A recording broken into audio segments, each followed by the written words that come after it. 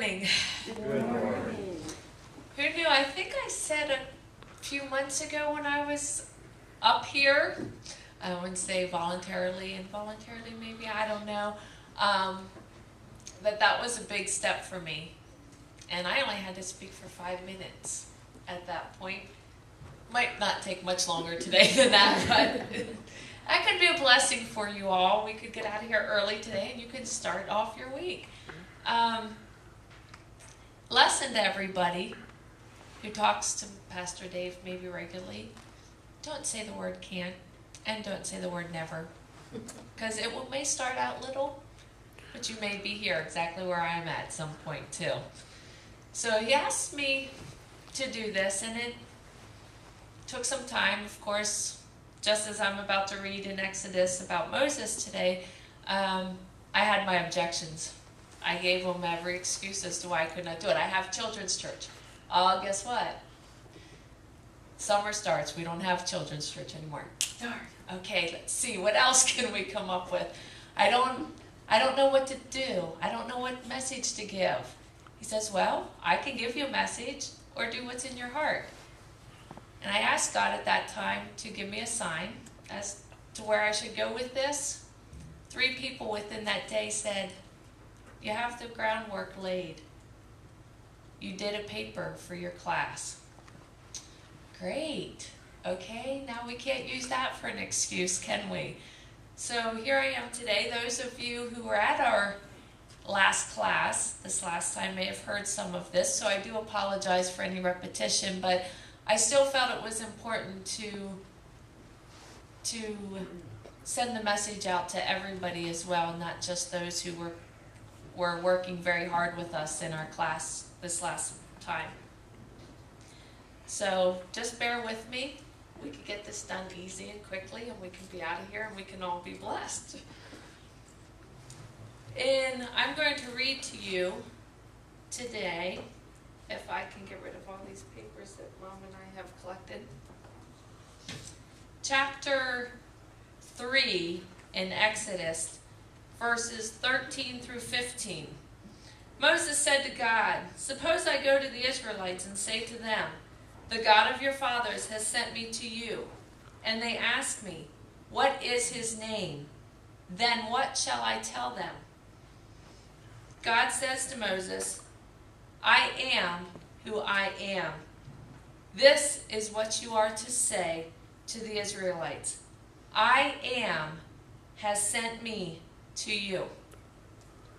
God also said to Moses, say to the Israelites, the Lord, the God of your fathers, the God of Abraham, the God of Isaac, and the God of Jacob, has sent me to you.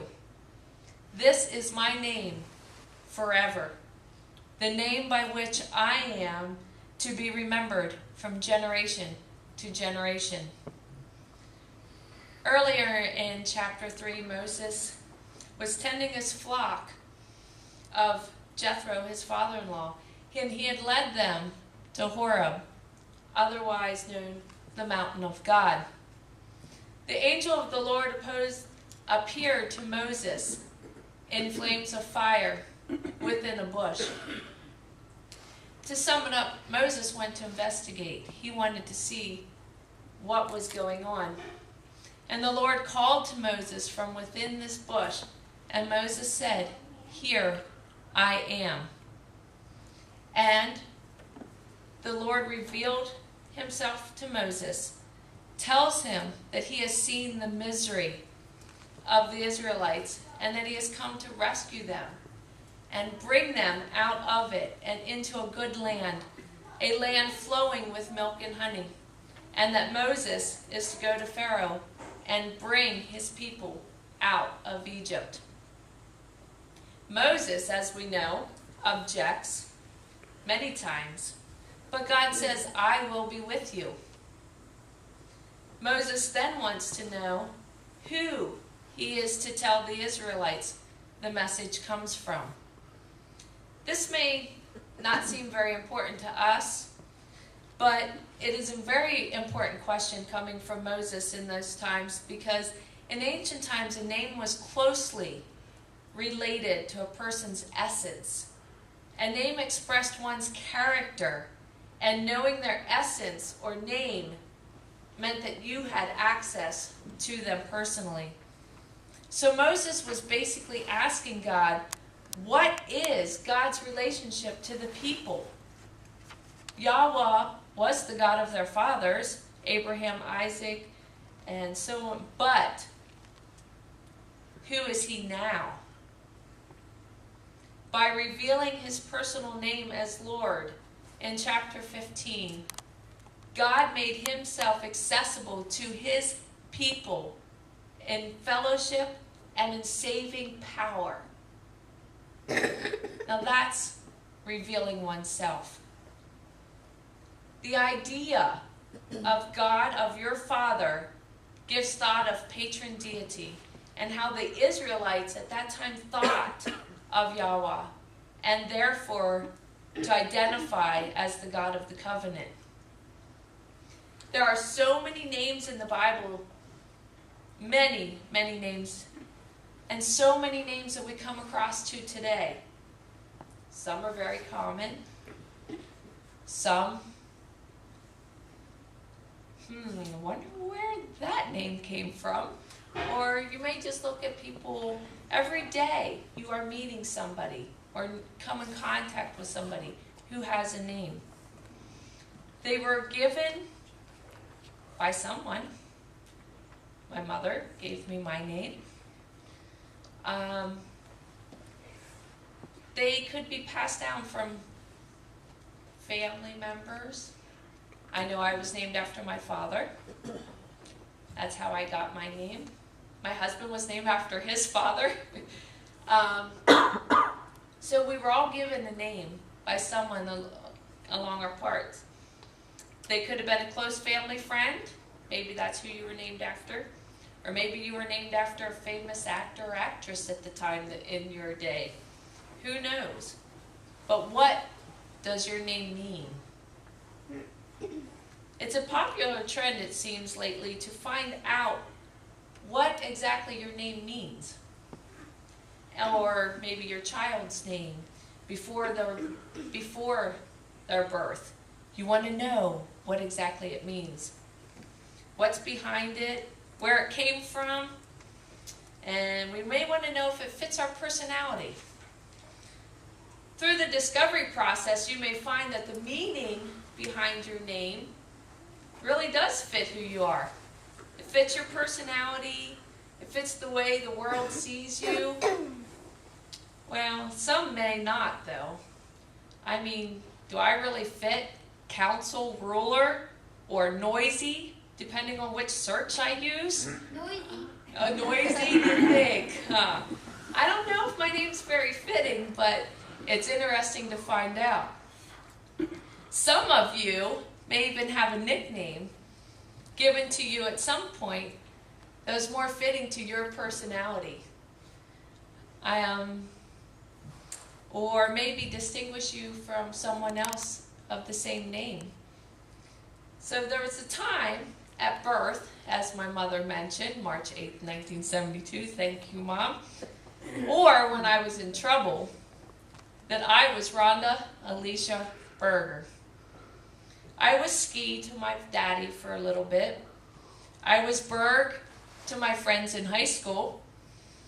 I was and am Miss Ronda to many. Then I was Mrs. Zimmerman. And now I am just often, hey Mo's mom, hey Jackson's mom.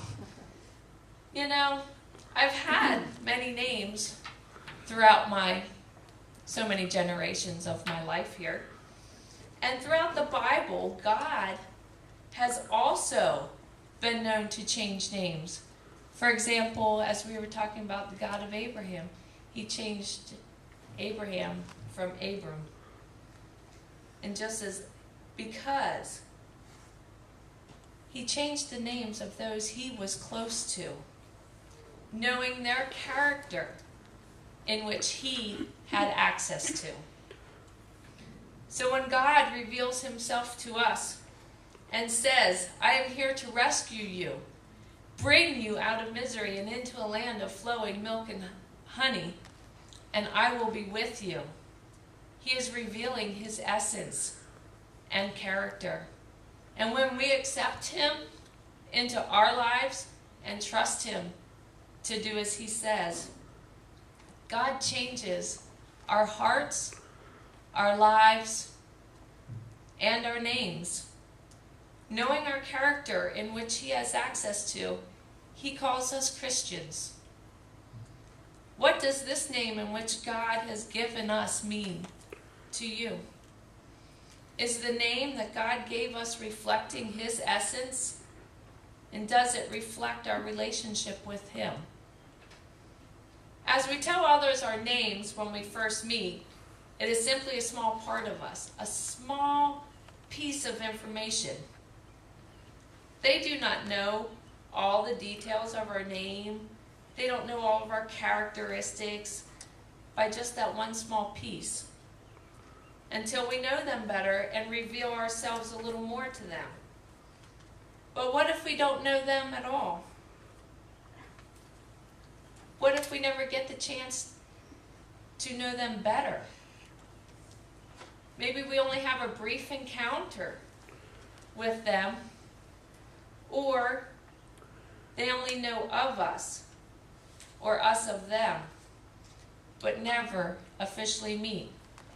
Would they know our name? Would they know us as Christians? We should always be striving to reveal God's essence and character within us to others. God has given us his words so that we may know his character. He has given us a name so that we would know his love and grace. He has given us instructions so that his essence will be revealed through us. Just as he gave instructions to Moses and the Israelites to carry out his plan. It is that simple. God gave us instructions to love the Lord your God with all your heart and with all your soul and with all your mind, and to love your neighbors as yourself. He couldn't have made it any easier for us. So does our character, our behaviors, our actions, and our heart should reflect the name of Christian that has been given to us by our Savior?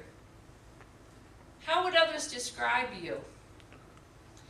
Do those descriptions reflect who you really are, as say Mary, or Amanda, or Bonnie, or Dawn?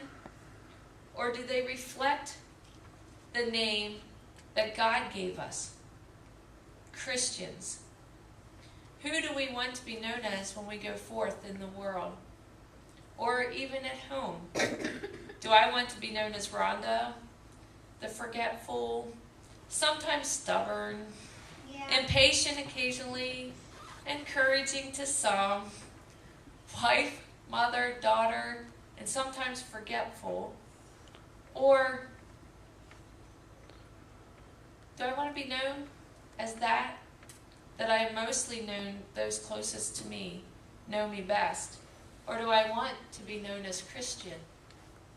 Not only to those who know me best, but to those whom I just met, those whom I will meet soon, and maybe even hopefully to those I will never meet, but somehow knew me as Christian. How do you want to be remembered from generation to generation? Let's strive every day to go out, follow God's simple instructions, and reveal our name to others. And let us live up to the name that God chose for us. Thank you.